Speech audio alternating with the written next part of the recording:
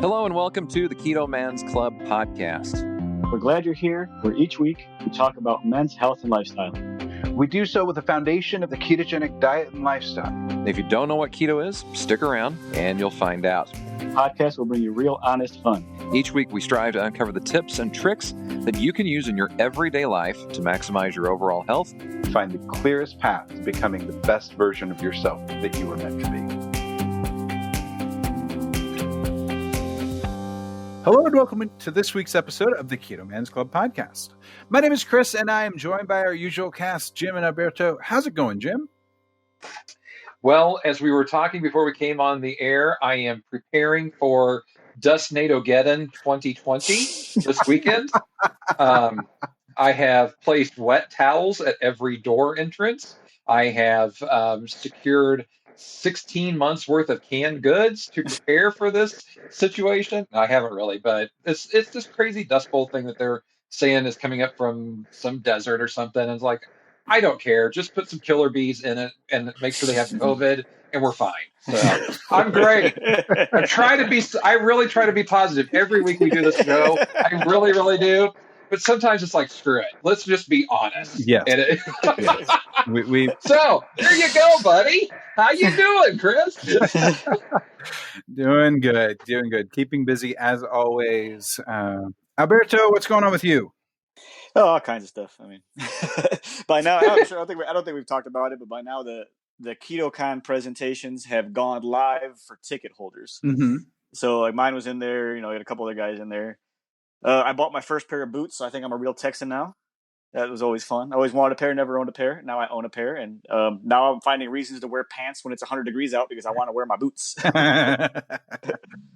Yeah. Got my second pair of minimalist running shoes. I picked up some Morel Trail Glove 5s for jogging, and I really like them. They're a little more sturdy than my Vibrams because the Vibrams, it's like literally a tiny thin piece of rubber and the ground. So running in Vibrams is a very interactive experience because you need to carefully place each foot.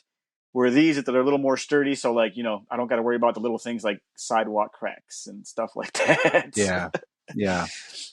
I'm sure that's certainly helpful because it would give you the ability to not have to think so much. I've heard that before as well for some others before. I'm trying to remember who it was. Oh, it was actually in You Can't Hurt Me. It was David Goggins, and he was saying, you know, he didn't wear the right shoes, and so he's having to watch out for every crack and twig on the Hurt 100 that he was running in Hawaii, and he was going to die if he didn't pay attention to every single step. So it is painful. Yep. So I can imagine having something a little more sturdy would be good in all of that. I've thought about I've seen these running shoes or trail shoes that are supposedly like nail proof and all of that type of thing. So I haven't really looked at them deeply, but I was curious at least to see, you know, if they were actually good or not at some point in time. If I was to be out in the elements and running, I'm not usually out in the elements and running, and that's why I also take very high doses of vitamin D because I am not out in the sun enough. Anyway, that's enough rambling from me because I'm all over the place. So let's get into shout outs real quick, and then we'll dive into the story of our guest. So let's start with Alberto. I'm going with a new member, John Eric P. Last name starts with a P. Started keto in 2018, went from 391 pounds to 160 pounds. I'll let that sink in for a minute because that's insane. But yeah, I posted a transformation picture. Doesn't even look like the same dude. He looks like his body handled the weight loss phenomenally well. And I mean, that's an achievement on its own. I really don't think I need to say a whole lot else. Yeah, that's absolutely awesome work. So definitely really cool stuff there. Jim, how about you? I actually have two. The first one is Brady Adams, who posted a before and after this week. His starting weight was just shy 350 pounds. Current weight is around 200. He started in January of 2019, so he's dropped about 150 pounds in a year and a half.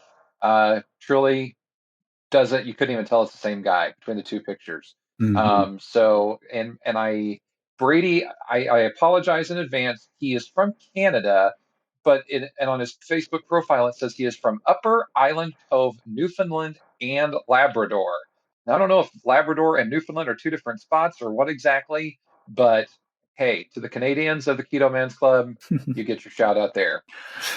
The other quick shout out I have is to my friend and co-host Alberto, because What?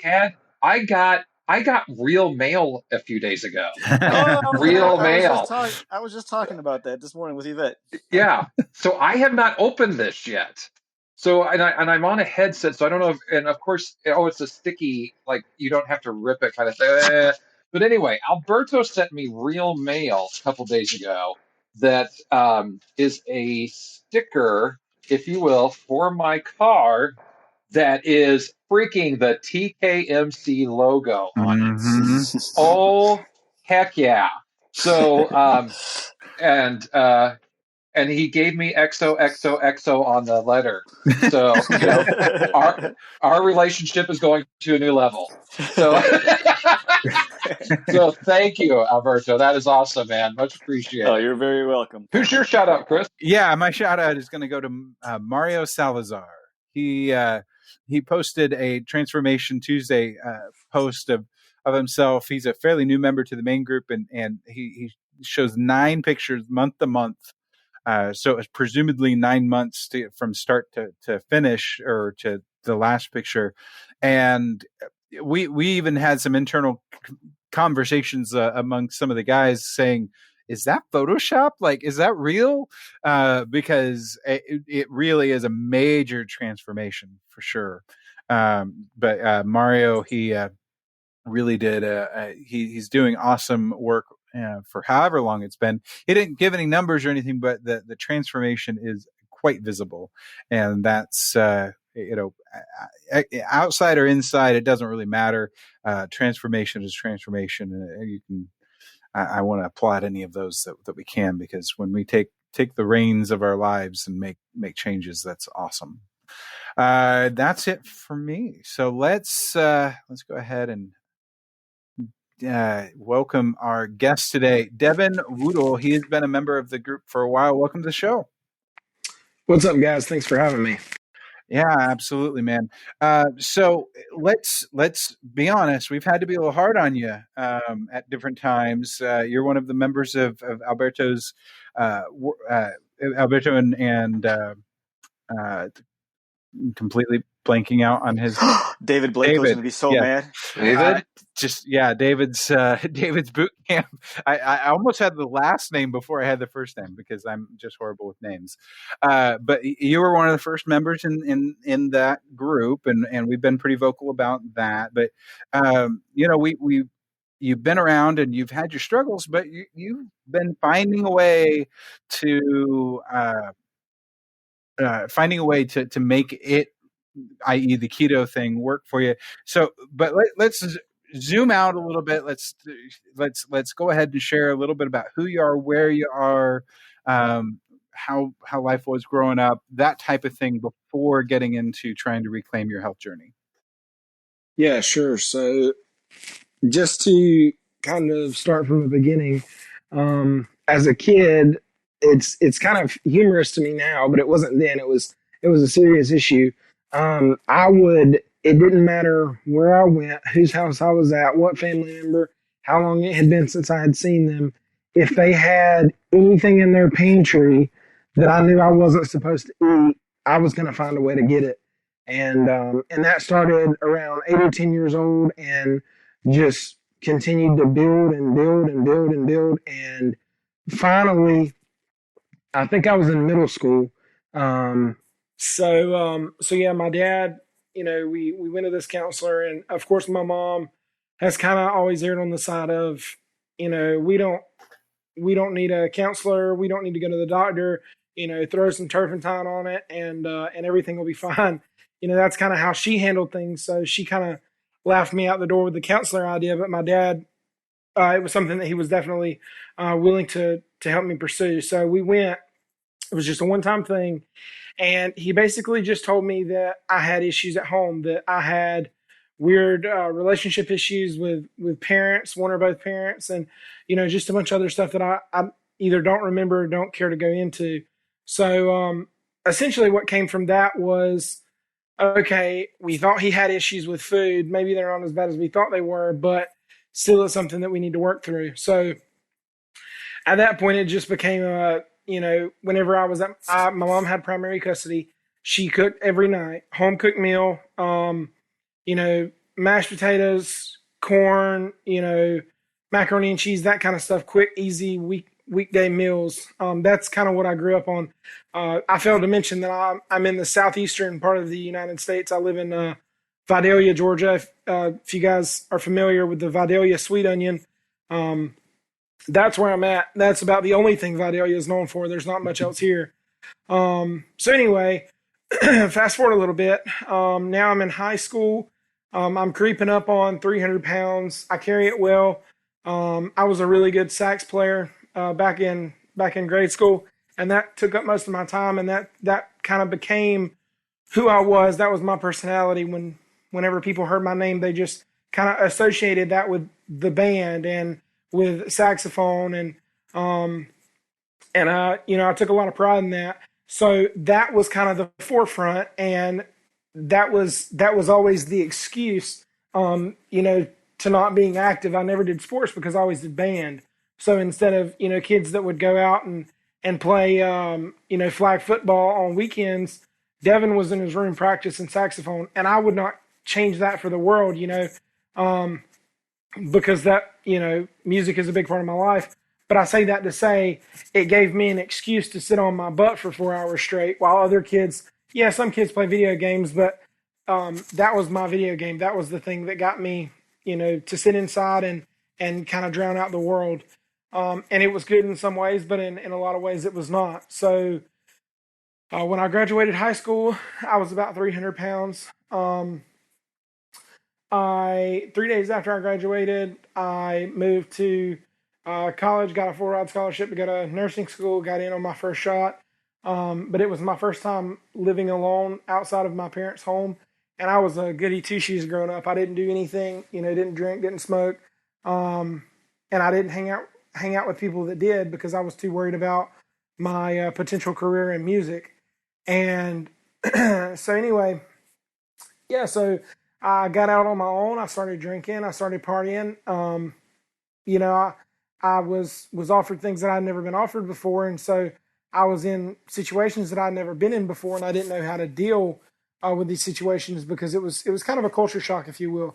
So, of course, that just compounded with the food issues that I had, and they just became, more and more prevalent. And it was something that I would kind of just dismiss by just consuming more food. I was just kind of trying to bury myself in it. And so at some point or another, and I may have hit this number twice, at some point or another, I hit 400 pounds. I know last year, around October, that's about, I think the highest I've ever seen myself was 402. And that was just from years of abusing my body, essentially. I mean, I was told, and I forgot to mention this, but I went to a doctor. I believe it was an endocrinologist. I'm not 100%, but I went to a doctor when I was really young. I mean, elementary school, maybe early middle school. And this doctor told me, told my parents, he said he will either have to get on the treadmill every single night for the rest of his life, or he'll have to live off of, vegetables. I mean, he's always going to have a problem with his weight. His body does not like sugar. His body does not, apparently my body does not metabolize sugar. I don't know if that's something that changes when you get older. I know usually when you get older, your metabolism slows down. So that's probably what's happening. It's probably worse now than it was then. But anyway, like I said, my mom was never really one to pursue any kind of medical, any recommendations or anything. For instance, when I was in high, high school, I had to go and get my physical for band. Well, I couldn't go to my normal doctor. Um, he was more wham bam, thank you, ma'am. This new person I had to go to was a little bit more thorough, and so they started, evaluating things for the first time and said, "Whoa, you know, you meet all the biomarkers for pre-diabetes. Let's bring you in for some blood work." And my mom was just kind of like, "Yeah, okay, we'll be back. We'll schedule that." And we just kind of hurried out the door. And from that point on, she owned a coffee shop where there were fresh pastries every morning, and so I would just go in and get what I wanted, and that was just how I lived my life. So anyway, fast forward to last year, I've kind of yo-yoed up and down. I lived in Atlanta for a little while and had a buddy that was studying to be a personal trainer. So he kind of made me his project. We worked out together. We spent a lot of time together. So, if I ever had anything that he knew I wasn't supposed to be eating, he would smack it out of my hand or, confront me about it. Kind of like what Alberto does virtually right now. So, so anyway, and that was a beautiful thing. It got me down to 307 pounds. But it was not, obviously I couldn't like stick him in my pocket and take him everywhere that I went.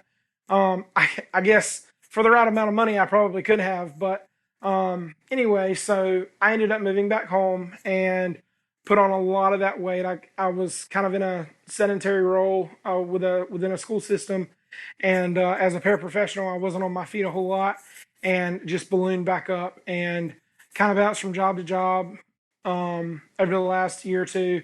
But last October, after I moved home this most recent time, I remember stepping on a scale at a doctor's office and I was over 400 pounds. And I just remember thinking, holy cow, I never want to see this number again. Like this is that tipping point, it's like you either step back and you fix some things and you go the right direction and you get this weight off, or you just continue stuffing your face and your parents are going to end up burying you. Like that was what I was confronted with. And anybody that's ever been there, that is not a good feeling. I worked with a lady that, and this is, this is kind of morbid, but this is just what it is. I worked with a lady that had a son that was around my age, 23, 22, 23, and about my weight. At that time, I was about 390 pounds. He weighed 388 when he got in this accident. He was going down the road, and 23 years old now, going down the road and had a massive heart attack and ran off the road, and hit like a driveway, ran up on a driveway, and wrapped his truck around a tree and died because of the accident. And I remember thinking, if I do not do something, that is going to be me. I have enough medical issues, poor medical history in my family that I know that if I had continued to go down the path that I was going, that I was going to, fall right into those shoes. I was going to end up with hypertension, with diabetes, out of control cholesterol, all of those things that all of my, relatives dealt with. Those were going to be issues that I was bound to have too if I didn't change something. So it was just kind of a wake up call, and I just started making healthier decisions in what I ate.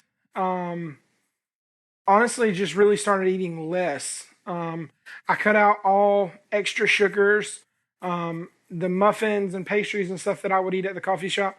Cut that out. I just switched to regular black coffee with a little bit of cream. So I just made small changes. And then, as I'm sure you guys know, the word keto has bounced around for years and years, and it's kind of a, I hate it, but it's almost become sort of a fad. People get on it and then get off of it, and that's exactly what I did. I got on it, and then I'd get off of it, and I'd get on it, and I'd get off of it. And then at some point in one of those get back on the horse moments, I got, and everybody does this, I got on Facebook and I just typed in keto on Facebook, and just looked for groups. And every single group that I found that I felt like was relevant to me, I tried to join. And everybody says this, but it's the truth, and everybody out there will agree. The Keto Man's Club is hands down the best keto group on Facebook, in my opinion. I'm a big fan of Carrie Brown. I love her and Yogi, and those guys are great. But I'm telling you, you guys just do a great job of keeping the good in and the bad out. Whenever I'm feeling lazy or like, have a lack of motivation or, want to go eat a piece of chocolate cake, I get on the page and then I picture like Alberto in the corner of my house, like staring at me. And the combination of those two things usually does the trick. So, no, seriously, you guys do a really good job of moderating everything. And, the group honestly kind of self-moderates. I know when I first joined, it was funny because like you'd get one guy that would say, something, and then another guy would say the same thing, agreeing with him, and then it would just kind of become a conversation. And so that's how I learned a lot. I'm sure if I went back and looked some of my early posts, I think I at one point or another said, "What can I have at Starbucks?" Which I later found out was not a great thing. But I've since graduated, so had TKMC beginners been around when I first started, that probably would have been more in my wheelhouse. But it wasn't. So you guys took me in, and you've taught me a lot. So that kind of brings us to where we are now. Right now, I'm being challenged to do a 60-day strict carnivore run. I don't know how many days I'm in right now, but it's honestly going pretty good. And this is going to sound funny, but I think my body prefers keto. I feel really good on carnivore, and I don't have as much joint pain. I'm not spending as much time on my feet right now either, but I don't have as much joint pain. I don't have the brain fog and fatigue when I first wake up in the morning. I'm mentally clear, a little bit sharper, but I almost feel like as far as my gut is concerned, I almost feel like I do better when I do have some leafy green vegetables. So that may be something that I look at for long term. But for now, I'm just gonna, kick this challenge's ass and see if I can't. Right now I'm sitting at about. It's kind of funny. I threw away my scale, which some may call that taboo, but I threw away my scale finally because it's kind of funny. I got on it one morning and I was like, hell yeah. I was in the 320s and I was down to like 317, and I was like, man, I must have just taken a really big crap yesterday or something. I don't remember. I don't remember doing anything too crazy, but I was like, hell yeah, this is great. So I stepped off and just for some reason I thought, well, just to make sure, let me get back on just to check. It was like 325, and I was like, this is some bull crap. Like, I'm trashing this thing right now.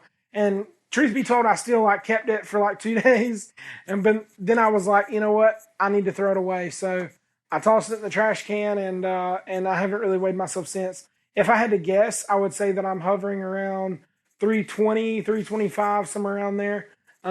But at this point, like you guys often say, I'm not interested as much in weight.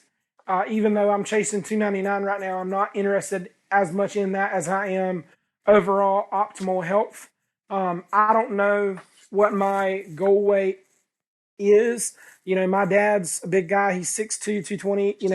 He was in the Marine Corps, always had softballs in his arms, and, just took really, really good care of himself. So I've always said that 220 would kind of be my sweet spot, but I don't know that. We'll just have to see. Right now, they say the journey of 1,000 miles begins with one step. Right now, it's just that first chunk. Getting through this. I guess it's the second chunk because, I started at 400 pounds and I'm down to 320. So that's a pretty good sized chunk. But I'm only about a third of the way in. So, I would like to get down to 299 and just kind of evaluate and see where I need to go from there. to really make this a lifestyle and get the rest of this weight off. Should we slow clap now? I don't know what to do. It's been a great interview. Thank you all. We'll talk to you next week. Bye-bye. That was a lot of great information. Jim, you had some questions in response though to some of it. So I wanted to stop you earlier, Devyn, but I didn't. Chris and Alberto told me not to. That's okay. You talked about, I was writing some things down. You talked about your tipping point as being the 400 on the scale. Tell me why your tipping point was the number on the scale versus what we've heard from other guys of I couldn't find pants that fit versus I couldn't wear the shirt that I wore the summer before versus countless other things. Why was the 400 your tipping point? Honestly, this may sound kind of goofy, but honestly, like I said, my dad was always super fit, took really, really good care of himself. And so anytime I would go hang out with him, there would always be, we've always had a good relationship. He's a great dad. Wouldn't trade him for the world, but there's always been like this looming remark, like anytime there was any dead silence, which to be honest wasn't very often between he and I, but when there was, the way that he filled it was by saying, if you don't get control of this, you're going to be 400 pounds. And he would just continually say things like that. You keep going, you're going to be 400 pounds. Before you know it, you're going to hit 400 pounds, things like that. And so I just kind of had that number in my head. Now, don't get me wrong, Jim. I was still dealing with all of those other issues. I don't think I ever even went in the husky section. I think I just went straight to big and tall, like I just, it's kind of funny. My stepdad was always a small guy and I got his hand-me-downs. He would, I would kind of grow into his clothes. So it was kind of an interesting way to grow up. But I guess the short way to answer that is it was just my dad constantly saying, before you know it, things like that, you'll be 400 pounds. And so I just kind of, in my mind, that number meant, okay, I'm at that point where if I don't change something, this is going to get out of control. Mm-hmm. Okay. Well, let me just add a quick comment about sounding goofy. Like it does, believe me when I say this, it does not matter where motivation comes from. Like half of the stupid stuff that I post about that people are like, oh man, like you did that, beast this, that. Mm-hmm. A lot of that stuff is because someone told me I couldn't. And something about certain things when someone tells me I can't is just like, okay, well now I have to. Now that is definitely a lot more stupid and goofy than what you're talking about. That was a comment that stuck with you that definitely changed you for the better.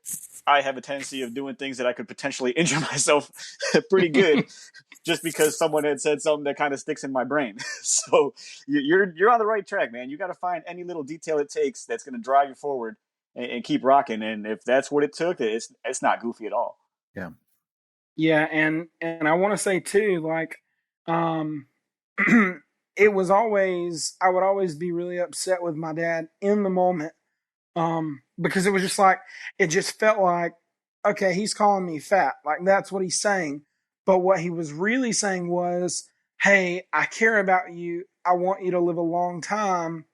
Let's get a hold on this. And there were times that my dad would, he would say, let's start so-and-so. Let's me and you, we'll hit the track together. He tried to make those moves, to get me going in the right direction, but it just never worked that way. We just never were very close, and I always kind of found an excuse, usually the saxophone, to get out of doing any kind of physical exercise. So, my parents have always been supportive, anything that I ever wanted to do. And I'm really, I was kind of reflecting on that today. I think a lot of people take for granted their parents or think that that's just something that everybody has. But the fact of the matter is it's something that most people don't have. When I worked in the school system, most of the kids that I worked with, and I'm sure that there's there's a reason this is the relationship between these two things is the way it is. But most of the kids that I worked with who had mental disorders also had broken families. So, dad was an alcoholic or mom was a drug addict. I had two sets of really, really good parents. I had my mom married my stepdad when I was super, super young. And then my dad got married about 10 years ago. So, I've been really fortunate in that sense. And anytime I ever tried to get on the wagon, get back up and get on the wagon, they were always there to support me. My dad would always say, if you need exercise clothes, let me know. If you need help with your gym membership, let me know. If you want me to help you do some grocery shopping, let me know. Things like that. A lot of people don't have that. I've got a buddy I used to work with. His dad was evicted and he was the one that went and helped his dad out. That's the situation a lot of people are in. And fortunately for me, that was never my issue. If anything, it was mama's cooking was too good. You know what I mean? I mean, it was things like that versus, man, I don't know what I'm going to eat tonight or how are we going to pay bills this month. We never had excess, but we always had just enough, if that makes sense. Yeah. And that's kind of one of those things that I was the same way. My family took very, very good care of us, and we had everything that we ever needed. There was never a lack. And I still managed to gain a whole bunch of weight. I still, now that doesn't mean that I didn't have issues. Obviously, that doesn't mean that I didn't have, things that drove me to have the things that I deal with, and that probably contributed to my lack of self-control and therefore, gaining the weight that I did. So for you, it sounds like you had the supportive family. Was it almost too supportive at times? Yeah, and that's kind of what I was saying with the cooking was too good. I grew up in the South. Obviously my mom grew up in the South. You know, she grew up on a farm, so there was always fresh beef. We always kind of laughed because steak has always been this thing. It's always had like this air attached to it, where if you were eating steak, then you were doing really well for yourself. You know, poor people couldn't afford steak; they could only get maybe chicken or eggs, stuff like that. But they ate good. They had steak all the time, but it was because every year they were able to go in the pasture in the backyard and just pick one out. So it was always kind of funny to her that people thought that if you were eating steak that you were wealthy, because they were by no means wealthy. They were always very, very poor. But like I said, always had just enough to get by. They never starved. They never went to bed hungry because my grandfather knew how to live off of the land. So when I was coming up, if I got done with my plate, first of all, I have a Southern mom who was always the one to say, if you put it on your plate, you're going to eat it. Mm-hmm. And I'm not going to hold that against her. That's how she was raised. That's how her mom was. There's a lot that comes from a lot of people that either survived or were raised by people who survived through the Depression, because during the Depression, everything was so scarce. They just didn't have a chance. Yeah. And so that was just kind of the way we operated. And usually I didn't get that lecture very often. If I put it on my plate, I was going to eat it, and then I was going to, start fishing for, leftovers on someone else's plate or going back to the stove myself. And no one ever said, hey, my dad would, I would always, if we ever went to a restaurant, I would just say, I'll take whatever you're having. And that sounds so cheesy, but it was because I knew that if I had what he had, then he accepted that he was okay. And that would be okay with him. And I wouldn't have to worry about any kind of rude comments. Versus he goes to a restaurant, gets a grilled chicken sandwich, and I go to a restaurant and get a double bacon cheeseburger and with my Diet Coke, and we go sit down, and I have to watch him glare at me the entire time I'm eating my hamburger. I didn't care for that. But as far as my mom, when I was at her house, if she cooked, I ate, and it was always good. And it seemed like, no matter how little she cooked, if I ever wanted more was always there. So that's just kind of how things worked out. Like I said, my parents were very supportive. My dad pushed really hard for me to play ball. Because like I said, I've always been big. Um, I'll tell you guys a quick story just for humor purposes. When I was growing up, my dad wanted me to play, league. He wanted me to play football, because I was big, and I guess that's just what big kids did. And so we signed up, and it was a horrible experience. I hated every second of it. I'll never forget. I was at a game, and there was this guy across from me, and I know him to this day, but there was this guy across from me that was just as big, if not bigger, and he always looked mad. It didn't matter where you saw him, he was mad about something. He just had that face, and so I knew every time he came for me, I was gonna hit the dirt. And so I just tried to find ways to avoid him. But anyway, I was at practice one day, and my coach pulled me to the side, and I still know this guy. We still talk about this to this day. He pulled me to the side. My mom was standing right there, and he said, "Devyn, son, I want you to," and I was probably in middle school maybe. He said, "I want you to tell me what really like grinds your gears, what really just makes you madder than fire." I think he was going for like a water boy type deal here, but it just kind of, it just didn't work out that way, because I looked at him square in the eye, I looked at my mom, and almost as if she knew what I was thinking, and I looked back at my coach, and real intensely, as I'm looking him in the eye, I say, "Hey, I really don't like it when my little sister takes the remote from me."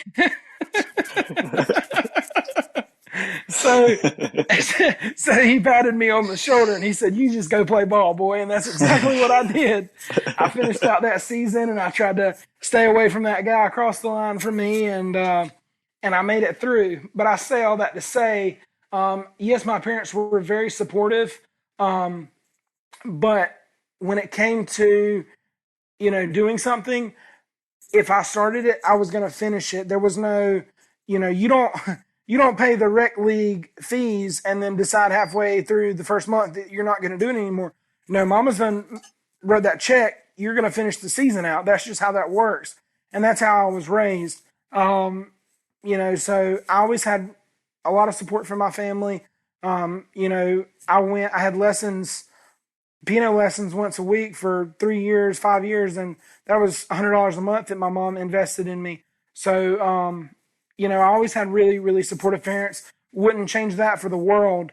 But I think had I grown up with my dad, our relationship would be totally different. My relationship with my mom would be totally different, but I think that I would be probably in a healthier place, because he just thinks really consciously about everything he eats. And he does a really good job. He doesn't count calories or anything like that. He does a really good job of like just knowing, okay, yesterday I had X, Y, and Z, or I ate at that really greasy Mexican restaurant, whatever. Today I'm just going to have a salad, or I'm going to have some tuna salad, or, maybe just eat an apple. And so he's really good at that intuitive eating, like knowing, okay, yesterday I ate super unhealthy. Today I'm going to balance it out a little bit, or maybe I'll fast, or I'll just have coffee for breakfast. Instead of just gorging himself every single day. So he pretty much eats what he wants, but he mixes in a little exercise, and he's just conscious about everything that goes in his body. And I think that's the reason he looks as good as he does to be, I hope he doesn't hear it, but as old as he is. That's cool, man. That is really cool. And just to toss a little comment there, that whole like carnivore gut issue thing, that's perfectly normal, and that'll change in a little bit once you kind of got to get the gut to adjust a little bit. So that's why. How long is this challenge going for? 60 days. Yeah, so there you go. That's why that challenge is going for that long. Because if it was only 30 days, then you would barely get past that hump before you got to start seeing any major benefit of it. Yeah. Right. You might have to play with your fat content too a little bit on that type of thing. Sometimes start by tapering it down if you need to, then tape it back up, actually going the other direction to see what helps you the most. But yeah, it's normal to have some changes there because your body's having to completely do different work, completely do different work when all it's not getting any fiber. It's not getting any fiber to help it do what it has previously had fiber to do. Right. Yeah. So what are some of the things that have surprised you the most about keto or carnivore, whether it be food or your body's reaction or whatnot?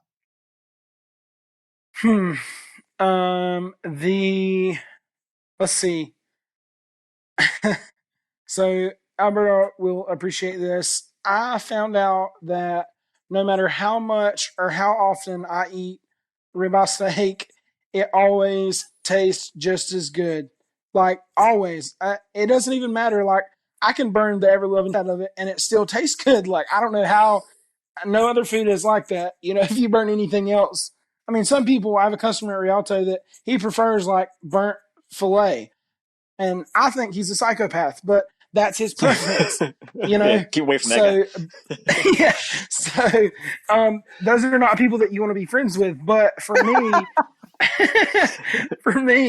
I can eat a ribeye steak at 3:00 in the morning or 3:00 in the afternoon or at 8:00 at night on a Friday, you know, in a busy steakhouse. It does not matter. I'm always going to love it. So, and that's kind of really cheesy, you know, funny thing to say. On a more serious note, once your body, and this has only happened to me a couple of times because I was consistently inconsistent when I first started keto. And I remember Dan Cordoba, he told me, I posted something and I said that in a comment or in the post, I said, I'm consistently inconsistent. And he said, well, then you're not keto. He said, if you're consistently eating things that you know are not keto, then you're not keto. You're not living in a ketogenic state. You're not in ketosis. You're not getting any of the benefits from this diet. The only thing you're doing is confusing the hell out of your metabolism. And so once I saw that and I thought about it, I said to myself, well, if that's all I'm doing, then I need to stop and I need to figure out what I'm going to do and where I'm going to go with this, what my goals are, and find a way to achieve them. And about that time, I got a message from Alberto that said, hey, I'm doing this thing in January. I don't know a whole lot about what it's going to be yet, but you're doing it too. And I was like, okay, sounds, you know, I mean, I don't know him. I didn't know him very well at the time, but you know, I was seeing his posts in the group and I'm thinking, well, this guy obviously knows what he's doing. You know, he's been doing this a while.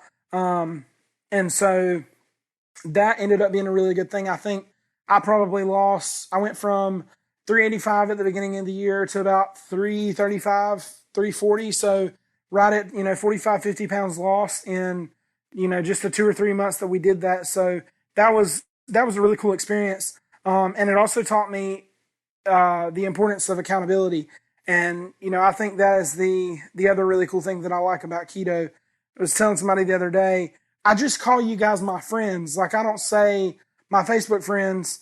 I don't say, you know, the guy, sometimes I'll say the keto group I'm in or a keto buddy, but most of the time I just say a buddy of mine. You know, when I talk about Alberto or Chris or, you know, some of the other guys in the group, I was talking to a buddy of mine and it's kind of funny how that happened. You know, I heard somebody say one time, you know, 40, 50 years ago, I don't know, it may have been longer than that, but, you know, a few years ago, you couldn't get on a plane and fly to the other side of the world. As I was talking with a missionary friend of mine, he said, but now we can get anywhere in the world in less than 24 hours. Mm-hmm. And so it kind of puts things into perspective. I have a friend that, you know, lives in Hong Kong and I can message her and we have conversations all the time. So I just say that to say it's super cool that I can on a daily basis, I can interact with people that live, you know, I think Austin, Texas is about 15 hours from me. So it's super cool that I can just send out a Facebook message in a group and, you know, within 10 or 15 minutes, I've got 3 or 4 different responses, from guys that have been doing this a lot longer than I have and that have have already come out on the other side of it. So Yes, sir. So, how do you feel about the way I talk to you online? Now the therapy begins. No, and here's the only Sometimes- reason I bring this up. The only reason I bring this up is because like no one knows. You know, there's a handful of guys that know, but like we always joke like I'm old enough to I would have had to have I would have had to have been young when I had a child, but I could literally be his dad. And Devyn needs direction, and I'm not nice when someone keeps needing direction over and over and over again. So I legit took the door off the hinges. Tough love on Devyn for a few months now. And I, honestly, it's one of those things where if someone were to read the messages back and forth, they would think that I'm probably like verbally abusing this guy, but without the context of knowing our relationship, like it's completely different. But feel free to tell me how you feel about me, Devyn. This is a safe space, Devyn, by the way. So. I'll tell you how I really feel. No, but honestly, I think that, and that's why I said, accountability is so important. I'm a Christian, and in the church, it's the same way. If you find a brother and he's struggling through something, you go to him and you say, hey, look, I've been through this. I've come out on the other side. Let me help you. This is going to be tough. That's why former drug addicts make the best, counselors through people that have drug addictions, because they know what they're experiencing and they can talk them through it. And while Alberto has a different story than I do, it wasn't so much obesity as it was, his illness that he dealt with, but he still had the struggles, the figuring it, taking 2-3 months to really dial in macros. And I still don't even know that I've done that, because quite frankly, I haven't been consistent enough. So I need somebody to call me out on things like that. And, had you, the first time I asked a stupid question, had you booted me out of the boot camp, then, maybe I wouldn't have lost that 50 pounds and I would still be at 400 pounds right now. Or I would be back up to 400 pounds. So in some ways, I appreciate the fact that you're such an asshole. But some days... and we've gone too explicit. Sometimes it's rather explicit sometimes. So, but some days I'm like, gosh darn it, if it was anybody else that was talking to me this way, I'd be like, you know what? I'm leaving this group message. But because it's Alberto, he's like earned his right. So, and I asked him so many stupid questions when I first started that boot camp that if anybody has a right to talk to me the way that he does, it's him. Well, it's all in love, man. I know I tell you that often, but I want to see you succeed. I want to see all you guys succeed, and if you have questions, I'm going to answer them.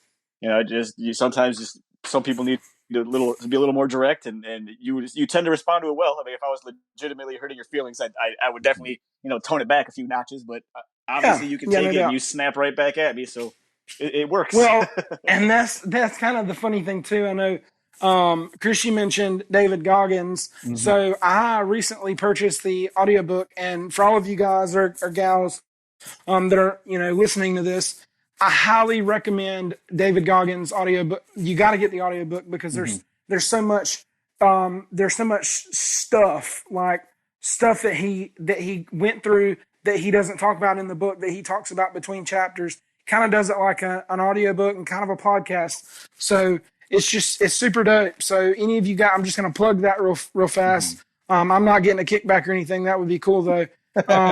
Maybe I should send him an email. Anyway, so go check that book out. Listen to it.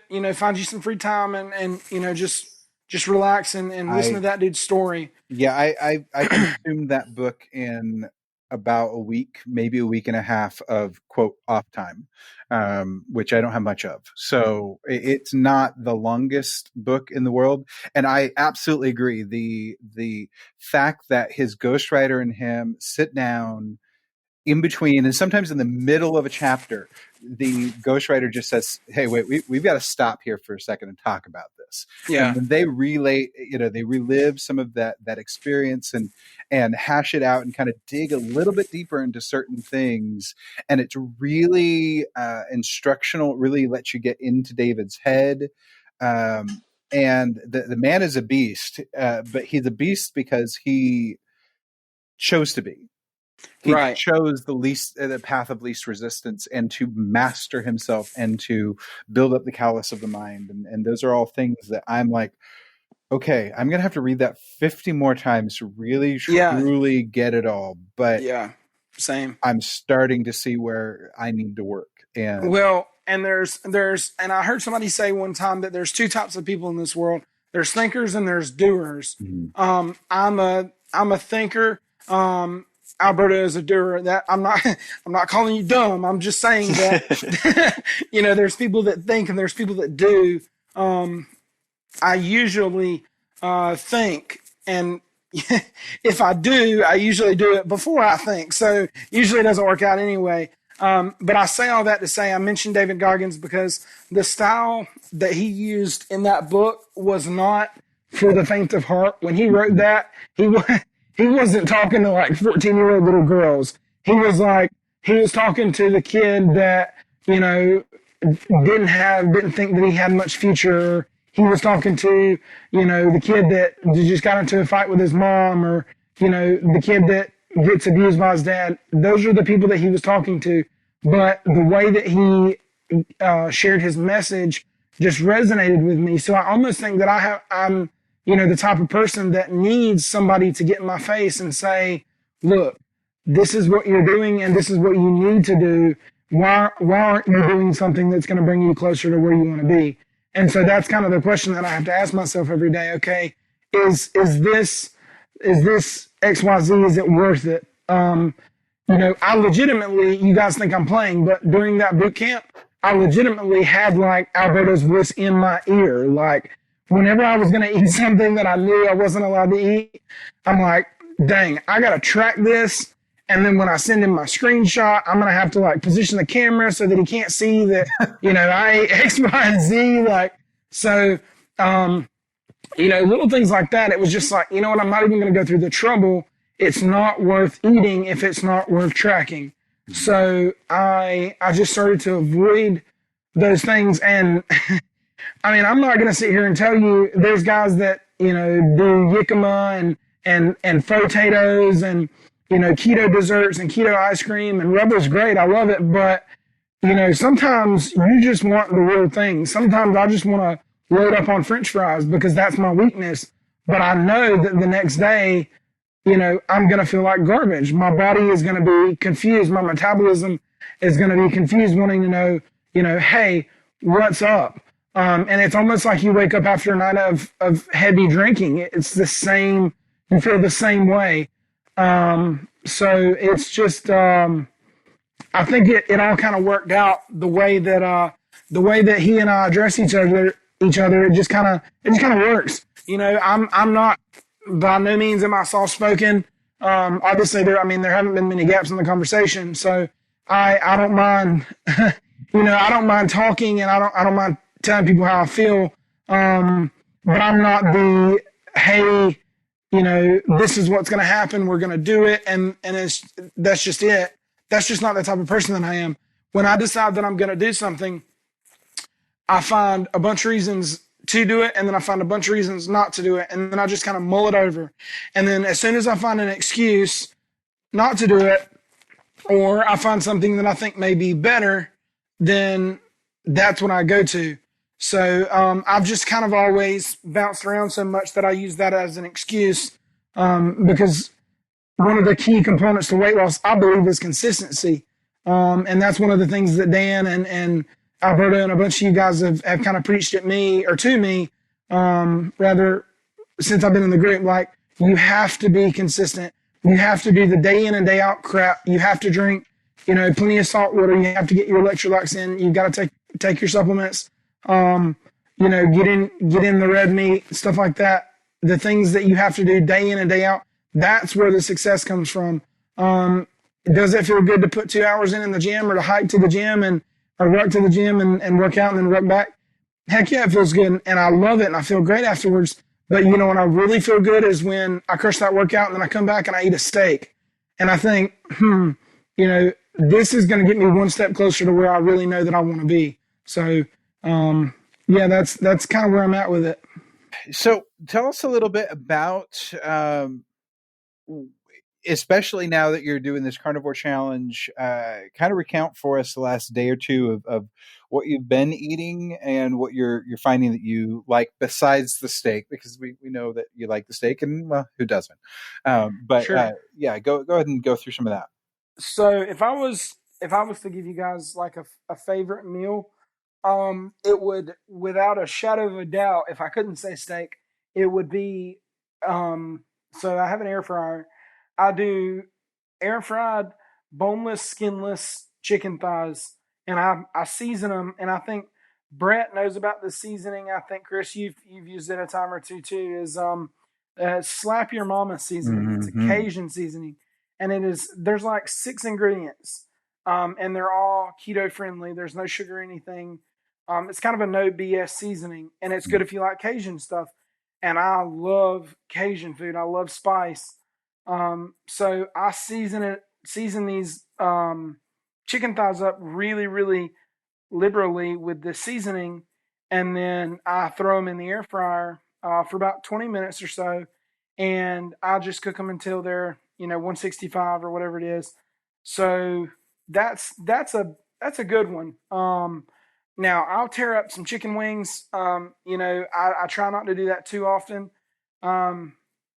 because the grease that they fry them in is inflammatory and not the best thing in the world. So I try to avoid that if I can. I mean, I could probably try a little harder because I do love chicken wings. But anyway, but as far as like a day to day eating, I'm big on breakfast food. So this morning I had just bacon and eggs. And that is like the picture perfect keto meal. Like, you throw some avocado on top of those eggs, then you've got a heck of a meal. And then for lunch I would do chicken thighs, or I've been killing the bunless baconators from Wendy's. That's a good go-to. I don't have Five Guys close by. If I did, that would be my jam. I love some Five Guys, but I don't have that, so I just use Wendy's. And when I'm riding the struggle bus, and I like right now, I just got laid off from my day job, so my income is significantly decreased right now. So right now I'm just living off of hamburger meat and eggs. When in doubt, beef and eggs will get you through. And there's so many different ways. Like, I like to go to a cheese section in a well-stocked grocery store and just load up on a bunch of different kinds of cheese.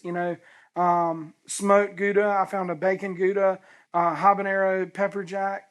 Just a bunch of different, crazy funky cheeses that you wouldn't normally get, and just do different things. I was amazed at how good you put a pound of beef in a frying pan with a brick of cream cheese and half a cup of cheese, and you let all that stuff cook and season it well, and it is really, really good. It feels like you're eating Hamburger Helper just without the pasta, and so it's super, super good. So those are kind of things that that I really dig. Obviously, the steak is one, and then I tried the Culinary Lines crust, and that's not carnivore, but when I was more keto, I tried his pizza crust, and it worked really, really well. But I put way too much meat on the crust, and for me, it would be better if I had just done just cheese, just sauce and cheese and maybe pepperoni. But I got wild with the meat. I did all the salami and the pepperoni and the everything I could find, ham and bacon, and it was just super greasy. And so I got it out of the pan, and it was so greasy it slipped and fell on the floor. Like half the pizza fell on the floor, and it put such a bad taste in my mouth, guys, that I was like, you know what? I don't even want this pizza crust. Like, it wasn't even worth it, you know. So shout out to Frank. I'm gonna give that another try. But if I had a smoker, I would do a lot more brisket. But it's somebody sent me a recipe for a microwaved brisket, so I'm gonna give that a try, see how that works out. You know what? This was all going fine and dandy. When Greg hears this, he's gonna be like, "Oh, triggered," you know. But but anyway, yeah. So I think people in these kitchen groups that I'm in, they always want to talk. You know, what's the most important appliance that you have in your kitchen? Honestly, the only thing you need for keto is a good frying pan. That's all you need. I mean, it doesn't even have to be cast iron. Just a really good nonstick frying pan. You can do it. You can sear a really good steak if it gets super hot. You can do bacon and eggs. I love my air fryer now. Now that I have it, I use it a ton, and it's super easy to clean up. And it gets to temp a lot faster than a regular like conventional oven does, which is another really cool thing. But my next big purchase will be a smoker. I think I've decided on a Rectech, the new Bullseye that they have.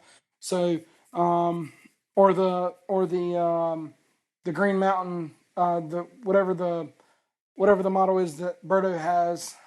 Davy Crockett. Yeah. Because it's just me. And so I don't need anything. I don't need anything too crazy. I would like to have Wi-Fi, but I don't have to. That's for yuppies, I guess. So no, Davy Crockett's got Wi-Fi. yeah. So I maybe I just need to get a charcoal grill or a stick burner and just make that work for now until I can get something better. But yeah, I mean, the short answer is just bacon and eggs for breakfast, or Steve Barron's carnivore waffles. That's a staple. And then for lunch, air fried chicken thighs, or chicken wings, or bunless burger, or just straight up hamburger meat with cream cheese and cheddar cheese, and that usually gets me where I gotta go. Very cool. Very cool.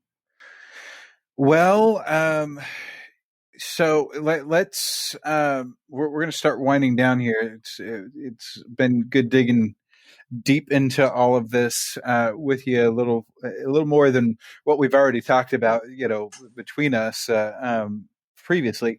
What let's close out with this last question. What's next? What is it that you're looking for? What is it that is there a specific goal that you're reaching for, or are you just looking at general optimizing health? What's that looking like? So for me, it's optimizing health. I want to wake up in the morning and not say "ow," or not have to lay in bed every an extra 5 minutes every day, or little things like that, or not have knee pain, or growing pain. Things that people deal with every day because of the standard American diet and because of all the inflammatory foods that they eat. So that, like, optimizing health is the number one thing.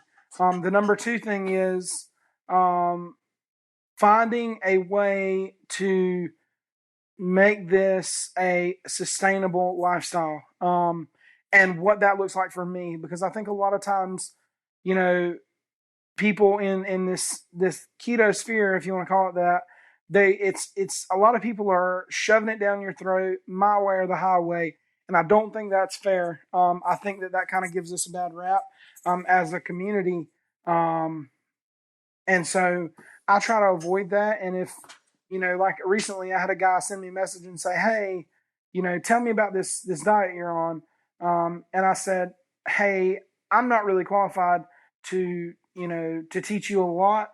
I said, I'll share the basics with you, but I'm going to direct you to a couple of resources where you can go, because everybody has Facebook. You can go here and just read the announcement section and just look at some of the Transformation Tuesdays posts, and you will see that this is not a gimmick.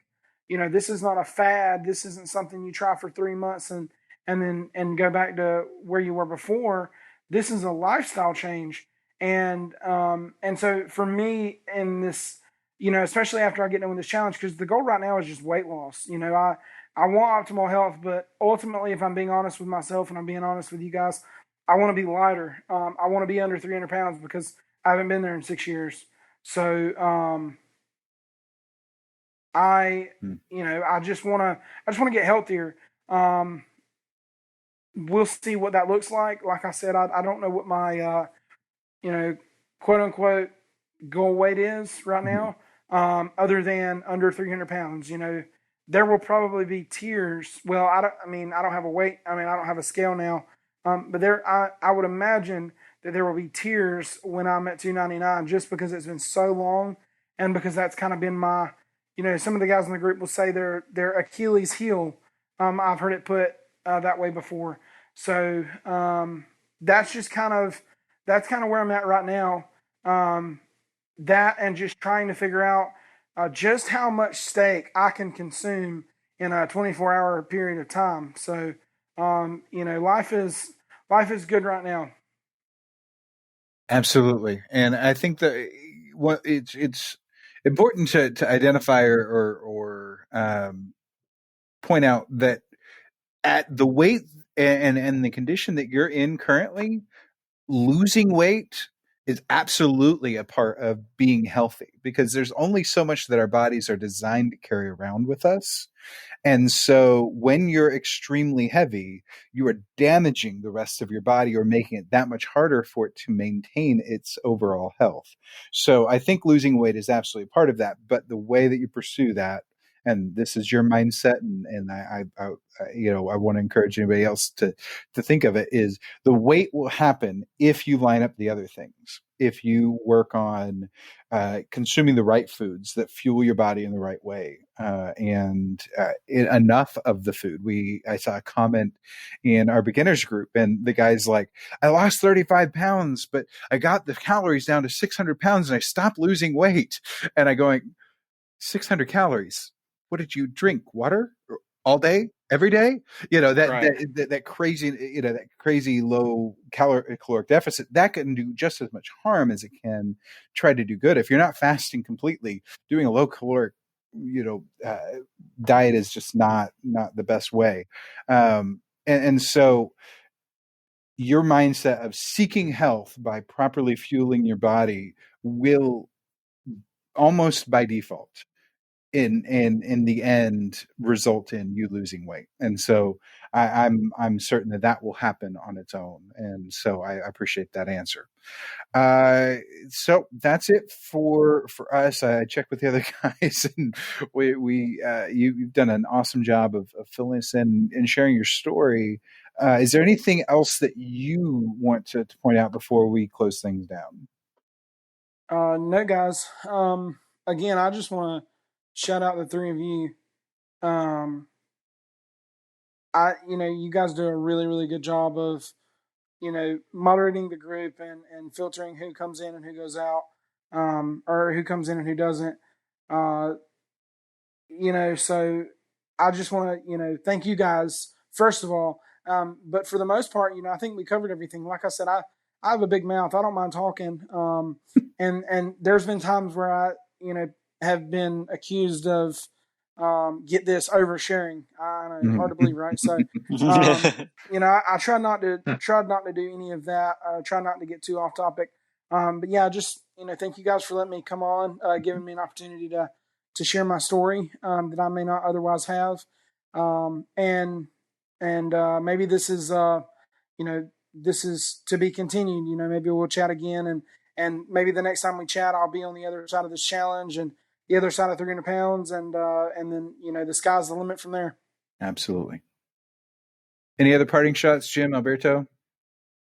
No, sir. Awesome discussion as always. As always. Absolutely. Okay. Well, let's go through some of the business of the podcast real quick. Just a reminder, you can find all of our links, social groups, the Facebook page, all of that by going to theketomansclub.com. And so we encourage you to check that out and get all the links. Our socials links there for Jim, Alberto, and I is there. The social link for our Instagram channel, Keto Man's Club Podcast, is there as well. So you can do that. You can leave us a voicemail if you'd like. That number is 512-518-6161. And then you can email us at ketomansclubpodcast@gmail.com. So you've got a lot of different ways to get in contact with us. We love to hear from our listeners and our group members and hear from you what you're experiencing. And so please reach out, and we'd love to hear from you. So that's pretty much it. Until next week, make sure to eat meat, lift heavy, sleep, and repeat. Thank you for joining us for the Keto Man's Club podcast. Your support means the world to us. Don't forget to subscribe so you don't miss an episode. Would you help us spread the word about the Keto Man's Club by sharing with your friends and family? We're available on all podcast platforms, so just search for Keto Man's Club and you'll find us. If you would like to connect with us, you can do so a number of ways. Our web address leads to our Facebook group, theketomansclub.com.